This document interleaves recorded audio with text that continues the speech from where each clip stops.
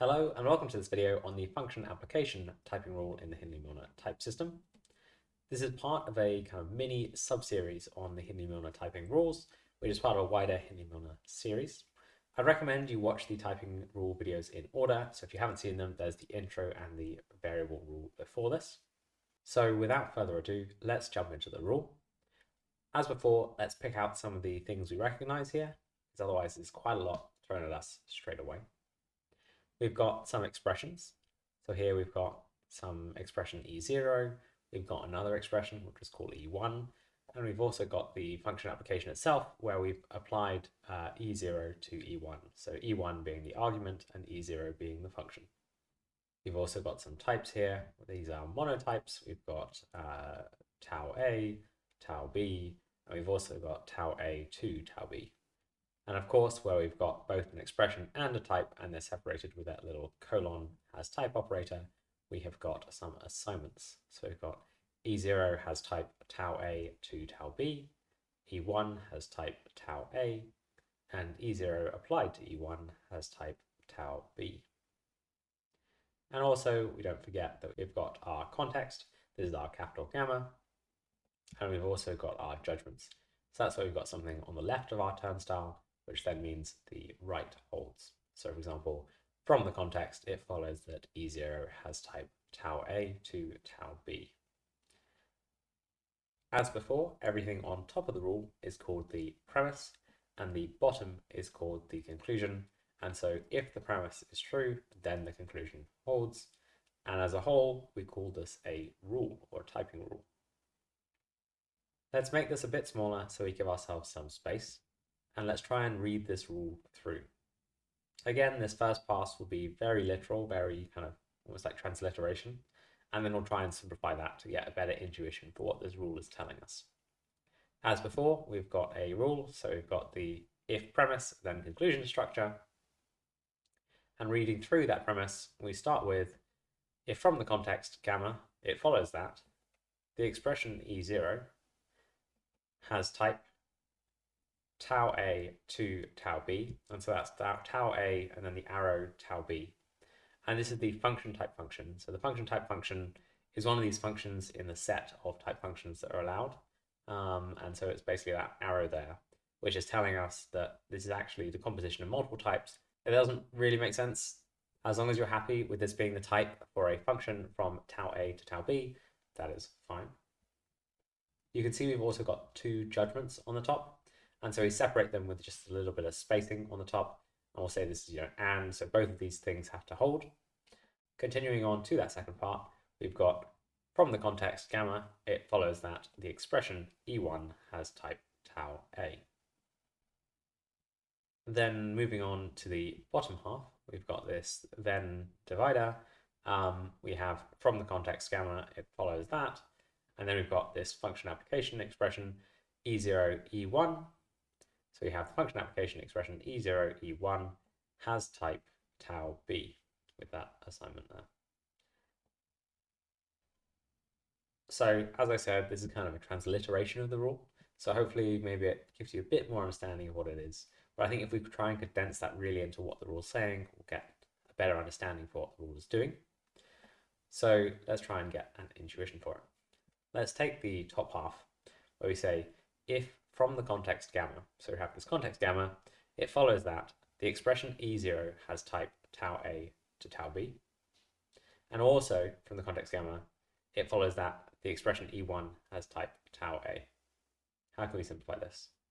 Basically, we're saying we have the expression E0, which has some function type of tau A to tau B, and we've got expression E1, and it has type tau A, which is kind of the input type to that function. So let's simplify that down. We have an expression E0 with type tau A to tau B, and an expression E1 with type tau A. Again, to be more precise, we really should mention the context, and this is all done in a context. We're just going to assume that for now, again, to simplify the typing rule. Let's look at this expression E0 with type tau A to tau B, and really this is just a function E0 from tau A to tau B, right? If an expression has this type, which is a function type, it's got to be a function from that type to the other one. So from tau A to tau B. Let's look at the bottom half now. Again, we can probably call the context reference here. Really what this is saying is that the function application expression E0, E1 has type tau b. That's all we're kind of asserting, is the kind of assignment that E0, E1 has type tau b. And really, what is the function application expression E0, E1? Well, that is the result of applying E0 on E1. So our function, we're going to apply E0, our function, on the argument E1. And the result of doing that is going to be tau b. That's about as simplified as we can get by still keeping very close to the rule. If we take it a step further, we can really simplify it down, which is basically just saying applying a function E0. So we have a function called E0, and that function has type tau a to tau b. So it takes in a tau a and it outputs a tau b. And when we apply that function to an argument E1, which has the type express, so the tau a, it results in an expression of the return type tau b. So basically it's saying when you give a function E0 that expects a tau a and will output a tau b, a tau a, you'll get out a tau b. We'll see some more examples of what this is. I think concrete examples really bring this to life and it'll make more sense what exactly we're saying. So let's look at a practical example. We have our context, same as last time, where we've got age has type int and odd has type int to bool. And we want to ask the question, what is the type of odd age? So the function odd applied to age, given the context gamma. Again, if we want to simplify this down to symbols, what are we saying by this question?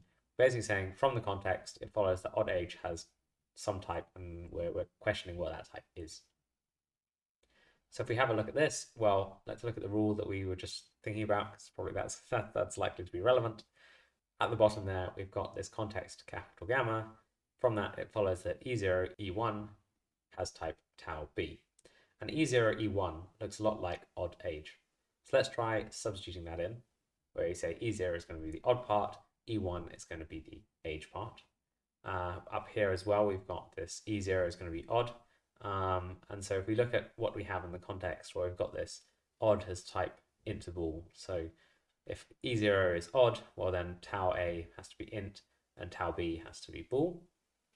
And if we look on the right hand side, we've got E1 being age, well that still works. Tau a being int, that also still works. So the whole expression is happy, the premise is satisfied, so the conclusion holds. So when we substitute all these things in, we get this. From the context gamma, it follows that odd has type int to bool, and from the context gamma, it follows that age has type int. Well then, from the context gamma, it follows that odd age has type bool. And again, that thing at the bottom there looks exactly like our question, so we can say, well, odd age has type bool. And you'll notice that we didn't actually have anything in our context previously that told us what the value of odd age was. We didn't actually have anything that just had the type bool. So what we've done here is actually an inference, right? I mean, I guess, when we were doing the variable rules, it was technically inference as well, but this looks more exciting, right? We've done something, we've created this new type that we don't have anywhere else. We've learned something new about how to compose these building blocks. You might also be thinking, well, how can you just state that odd has type int to bool and age has type int? I thought, you said you had to prove those with variable statements, and you do. And so on top of these, we can stack basically more rules, and these are our variable rules. So where you can actually verify back to the context, well, odd has type int to bool is in the context, and yes, age has type int is also in the context. And so then the whole kind of proof tree checks out. What you also might do when you're doing this, just to keep track of what rules you've applied so you can compare them and figure out what you're doing, is you'd add these little statements just to the right of the lines explaining what rule you've applied. So, top ones are both the var or variable rule, and the lower one is the app or function application rule. You might also want to present this in a different way. Sometimes trees are quite hard to kind of build up. You also have to kind of build up and down them. They can be quite tedious. So what you can do instead is this format where we have a conclusion that we're going to state. We've got the rule name, and then we've got a premise. So highlighting these colors, let's take the first var rule as an example, how these fit together. So we can say, well, first we have this conclusion. From the context gamma, it follows that odd has type int to bool, and that's the var rule. And we've used the premise that odd has type int to bool is in the context capital gamma. We can do this for the other rules. So for example, the second one, again, very, very similar. And the third one's going to rely on both of those. And so we can just reference them with a number. So we can say, well, from the context, gamma odd age has type bool because we've used the function application rule and we're depending on the premises, which are going to be the first and second statements. So the conclusions in 1 and 2 are going to be the premises for 3. That's how we might format a proof, either with a proof tree at the top or as lines at the bottom. I also promised we'd come back to another intuition of the rule. So let's look back at the rule. So this is the same thing we saw before. I've just added slightly more colors. Applying a function e0 from tau a to tau b to an argument e1 of the type it expects, tau a, results in expression of the return type tau b. And so let's make this concrete. And again, reading through it might make more sense. Applying a function odd from int bool to an argument age of the type it expects, int, results in expression of the return type bool. Again, this is kind of what you'd expect from just how your intuition of functions would work. You pass it in an input of the type it expects, you get back out an output of the type you expect. Thanks for watching. In this video, we looked at the function application typing rule. We also looked at typing proofs set out either as trees or as lists of kind of statements. Hopefully this is helpful in understanding these typing rules a bit better. And in the next video, we're going to be looking at how do we actually do this if you can't just build out all the tree in your head and write it down. What might you do if you're unsure initially as you're building out the tree?